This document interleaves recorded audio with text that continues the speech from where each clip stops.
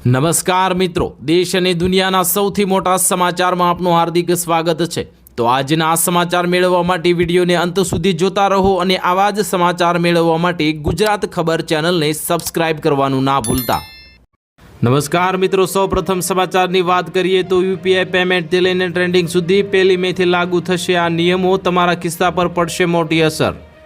1 મેથી 2026થી ભારતમાં ઘણા બધા મહત્વપૂર્ણ ફેરફારો લાગુ કરવામાં આવશે, જેની સામાન્ય લોકોના રોજિંદા નાણાકીય જીવન પર નોંધપાત્ર અસર પડશે। આ ફેરફારો બેન્કિંગ, ડિજિટલ ચૂકવણીઓ, કર, મ્યુચ્યુઅલ ફંડ અને શેર બજાર સાથે સંબંધિત છે। તેમનો ઉદ્દેશ્ય સિસ્ટમને વધુ સુરક્ષિત અને પારદર્શક નિયમનકારી બનાવવાનો છે। તો ચાલો જાણીએ કે 1 મેથી કયા 7 નિયમો લાગુ કરવાના છે અને તે તમારા વોલેટને કેવી રીતે અસર કરશે। તો 1 મેથી દરેક ડિજિટલ વ્યવહાર પહેલાં કરતાં વધુ સુરક્ષિત થશે। મ્યુચ્યુઅલ ફંડ ક્ષેત્રમાં પણ 1 મેથી ફેરફાર થઈ રહ્યા છે। સોવરિન ગોલ્ડ બોન્ડ એટલે કે SGBS માટેના કર નિયમોમાં ફેરફાર કરવામાં આવ્યા છે। 14.2 કિલોગ્રામના ઘરેલું સિલિન્ડરના ભાવ દિલ્હીમાં આશરે ₹913 અને અન્ય શહેરોમાં ₹910થી ₹940ની વચ્ચે એપ્રિલ 2026 સુધીમાં રહેશે। કેન્દ્ર સરકારે દેશમાં ઓનલાઈન ગેમિંગનું નિયમન કરવા માટે online gaming authority of India એટલે કે OGAIની સ્થાપના કરીને સૂચના જારી કરી છે। ત્યાર પછીના મહત્વના સમાચારની વાત કરીએ તો આગ ઝરતી ગરમીથી હજુ નહીં મળે રાહત। રાજ્યમાં આટલા દિવસ કાળઝાળ ગરમી પડવાની આગાહી। સમગ્ર રાજ્યમાં અસહ્ય ગરમી પડી રહી છે। અમદાવાદમાં સતત બીજા દિવસે 44 ડિગ્રીથી વધુ તાપમાન નોંધાયું હતું। મિત્રો, કામ વગર ક્યાંય પણ બહાર જવા નીકળતા, કારણ કે મોટી ગાઈડલાઈન જાહેર કરવામાં આવી છે। હવામાન વિભાગે હજુ ઓરેન્જ એલર્ટની આગાહી કરી છે, જેથી આગામી દિવસમાં ગરમીની રાહત મળે તેવા કોઈ સંકેત મળી રહ્યા નથી। અને રવિવારની સરખામણીએ સોમવારે અનેક શહેરોમાં તાપમાન સામાન્ય ઘટ્યા હતા, પરંતુ હજુ પારો 43 ડિગ્રી આસપાસ રહેતા બપોરના સમયે અંગ દજાડતી ગરમીનો અહેસાસ થઈ રહ્યો છે। ભર બપોરે કામથી બહાર નીકળતા લોકોને શ્વાસ રૂંધાતો હોય તેવી ગરમી પડી રહી છે। શહેરી વિસ્તારોમાં ગ્રીન કવર ઉત્તરોત્તરી ઘટી જતા જ અને શહેરીકરણ અમર્યાદિત થઈ જતાં તેની અસર તાપમાન પર થઈ રહી છે। સિમેન્ટ કોન્ક્રીટના જંગલોનું ચારે બાજુ સતત નિર્માણ થઈ રહ્યું છે। તેના પરિણામે હરિયાળા ગ્રામ્ય વિસ્તારોની સરખામણીએ શહેરના લોકોને વધારે ગરમી સહન કરવી પડે છે। ત્યાર પછીના મહત્વના સમાચારની વાત કરીએ તો સાબુથી લઈને બિસ્કિટ સુધી બધું જ મોંઘું થઈ જશે। તમારા ખિસ્સા પર કેટલો બોજ વધશે તે ખાસ જાણી લેજો। ભારત એક અજીબ આર્થિક દબાણનો સામનો કરી રહ્યું છે। છેલ્લા 2 મહિનાથી ચાલી રહેલા ઈરાન અમેરિકા સંઘર્ષને કારણે વૈશ્વિક સપ્લાય ચેઇન ખોરવાઈ ગઈ છે। રસોઈ ગેસ LPGના ભાવમાં વધારા બાદ હવે ખાદ્ય તેલ, ખાસ કરીને પામ તેલની અછતને કારણે બજારમાં હોબાળો મચ્યો છે।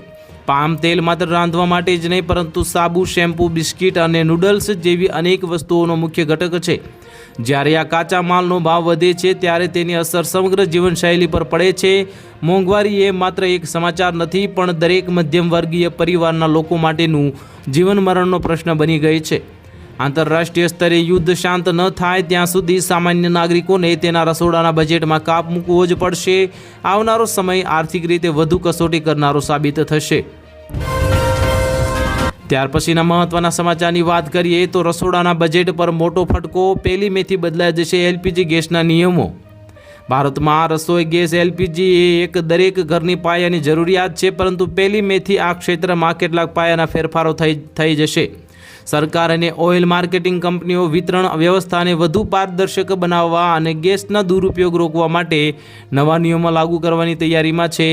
ત્યારે મિત્રો, અહેવાલો મુજબ શહેરોમાં રહેતા ગ્રાહકોને 2 બુકિંગ વચ્ચે લગભગ 25 દિવસની રાહ જોવી પડી શકે છે અને ગામડાઓમાં આ સમયગાળો લંબાઈને 45 દિવસ સુધી થઈ શકે છે। આનો સીધો અર્થ એ છે કે હવે પરિવારોએ ગેસનો વપરાશ ખૂબ જ સમજી વિચારીને કરવો પડશે।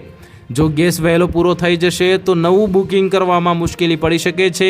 તાજેતરમાં જ ઘરેલું સિલિન્ડરના ભાવમાં આશરે ₹60નો વધારો જોવા મળ્યો છે અને 1 મેથી નવી કિંમતો જાહેર કરવામાં આવી શકે છે। મધ્યમ વર્ગના પરિવારો માટે આ સમાચાર ખિસ્સા પર બોજ વધારનારા સાબિત થશે।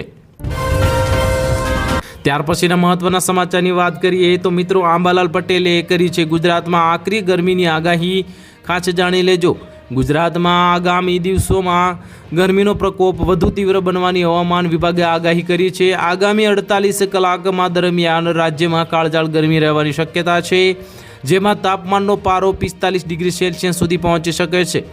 હવામાન વિભાગે કચ્છ, મોરબી અને સુરેન્દ્રનગર જિલ્લામાં હીટ વેવની આગાહી કરી છે. જ્યારે રાજકોટ, પોરબંદર, પાટણ, સુરત, બોટાદ અને અમદાવાદના પણ સમાન પરિસ્થિતિ સર્જાઈ શકે છે. હવામાન નિષ્ણાત અંબાલાલ પટેલના મતે મધ્ય ગુજરાતમાં તાપમાન આશરે 43 ડિગ્રી, ઉત્તર ગુજરાત અને પૂર્વ ગુજરાતના ભાગોમાં 42 થી 43 ડિગ્રી સેલ્સિયસ સુધી પહોંચી શકે છે. મિત્રો, પશ્ચિમ સૌરાષ્ટ્રમાં 34 થી 37 ડિગ્રી, જ્યારે દક્ષિણ ગુજરાતમાં ગરમીનું પ્રમાણ ઓછું રહેવાની શક્યતા છે. ત્યાર પછીના મહત્વના સમાચારની વાત કરીએ તો આવનાર સમયમાં મોબાઈલ ડેટા પ્લાન મોંઘા થઈ શકે છે. ભારતીય ટેલિકોમ રેગ્યુલેટરી ઓથોરિટી એટલે કે ટ્રાઈએ ટેલિકોમ કંપનીઓ માટે એક મહત્વની સમય મર્યાદા નક્કી કરી છે. તે મુજબ 28 એપ્રિલ સુધીમાં તમામ ઓપરેટરોએ તેમના ટેક્સ સિસ્ટમમાં ફેરફાર કરીને દરેક વેલિડિટી માટે વોઇસ અને SMS ઓનલી પ્લાન ફરજિયાત ઉપલબ્ધ કરાવવા પડશે. આ પ્લાન્સને હવે વેબસાઇટ, મોબાઈલ એપ અને રિટેલ આઉટલેટ્સ પર સ્પષ્ટપણે દર્શાવવા પણ ફરજિયાત રહે છે. એટલે કે ગ્રાહકો માટે ડેટા, વોઇસ અને SMSના જેટલા પણ પ્લાન ઉપલબ્ધ છે તેટલા જ પ્લાન માત્ર વોઇસ કોલ માટે પણ રાખવા પડશે. આ નિર્ણય બાદ એવી ચર્ચાઓ શરૂ થઈ ગઈ છે કે એક તરફ માત્ર વોઇસ કોલ અને SMS વાપરનારા ગ્રાહકોને મોટી રાહત મળી શકે છે, તો બીજી તરફ એવી આશંકા પણ સેવાઈ રહી છે કે આવનારા સમયમાં ડેટા પ્લાન મોંઘા થઈ શકે છે. ત્યાર પછીના મહત્વના સમાચારની વાત કરીએ તો ઈરાન યુદ્ધના પગલે યુરિયા ખાતરનો આયાત ખર્ચ વધશે, ખાતરમાં ભાવ વધારો થશે. ઈરાન યુદ્ધના પગલે ભારતમાં કૃષિ ખાતરનું સંકટ ઊભું થઈ શકે છે. પ્રાપ્ત માહિતી અનુસાર ભારત 25 લાખ મેટ્રિક ટન યુરિયાની આયાત કરી રહ્યું છે. જો કે આના માટે પહેલાંની સરખામણીમાં બમણો ભાવ ચૂકવવો પડશે. આથી ખતરોની કિંમતમાં વધારો તોળાઈ રહ્યો છે અને ન્યૂઝ એજન્સી રોયટર્સે નામ નહીં આપવાની શરતે એક સરકારી સૂત્રને ટાંકીને જણાવ્યું હતું કે ઇન્ડિયન પોટાશ લિમિટેડ $935 પ્રતિ ટનની કિંમતે 15 લાખ ટન અને 959 યુરો પ્રતિ ટનના દરથી 10 લાખ મેટ્રિક ટન યુરિયા ખરીદવા પર સંમતિ મળી છે. મિત્રો, આ ટેન્ડર વર્તમાન ટેન્ડરનો ભાવ અડધો ઓછો હતો. આનો મતલબ છે કે ભારતે હવે યુરિયા ખરીદવા માટે પહેલાંની સરખામણીમાં બમણા ભાવ ચૂકવવા પડશે. નિષ્ણાતોનું માનવું છે કે ભારતની આ યુરિયા ખાતર ખરીદીથી વૈશ્વિક આપૂર્તિ પર અસર થશે, કિંમતમાં પણ વધારો થઈ શકે છે. ત્યાર પછીના મહત્વના સમાચારની વાત કરીએ તો સરકારની આ યોજનાઓથી ખેડૂતોનું નસીબ ચમકશે. ખાસ જાણી લેજો કે આ શું યોજના છે. ખેતીને નફાકારક બનાવવા માટે સરકાર ઘણી ઉત્તમ યોજનાઓ ચલાવી રહી છે, જેનો લાભ સીધા ખેડૂતોના બેંક ખાતામાં પહોંચી રહ્યો છે.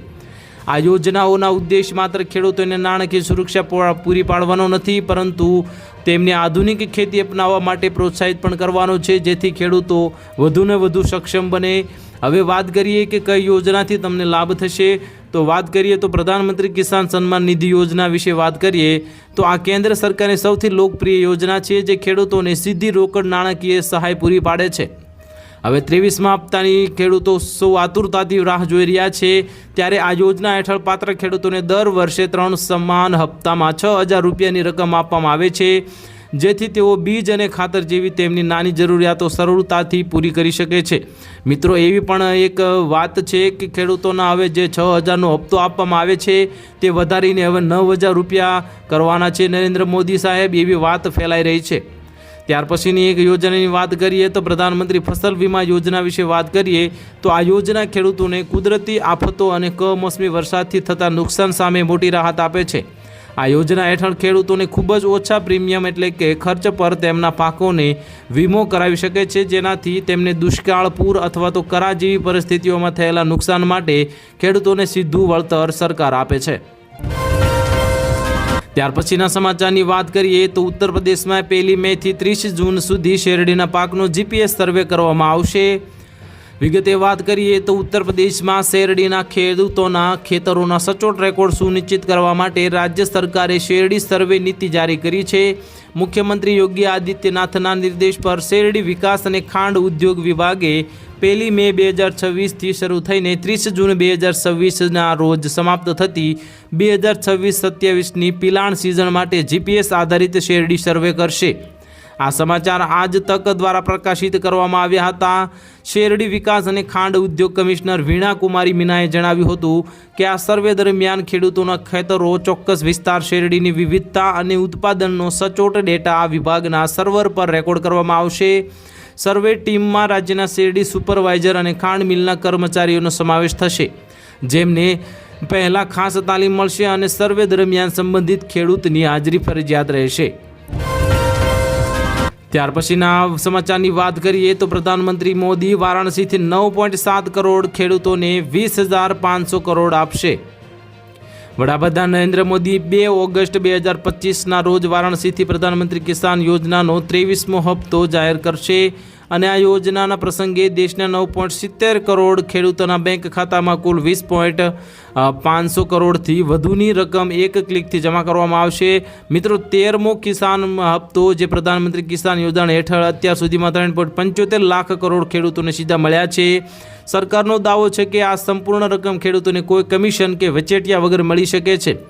મિત્રો, આગળના સમાચારમાં આપણે વાત કરી તેમ હવે ખેડૂતોને જે 6,000નો હપ્તો મળે છે તે હવે 9,000 કરવાની વાત ચાલી રહી છે. તો જે આ યોજના છે પ્રધાનમંત્રી કિસાન સન્માન નિધિ યોજના છે તે 2018માં શરૂ થઈ હતી અને તેનાથી નાના ખેડૂતોની નાણાકીય જરૂરિયાતો પૂરી થઈ છે. ખેડૂતો ખેતીના ઇનપુટ ખરીદી શકે એટલે કે ખેતીના સાધનો ખરીદી શકે અને અનૌપચારિક લોન પર નિર્ભરતા ઘટે તે હેતુથી આ યોજના શરૂ કરવામાં આવી હતી.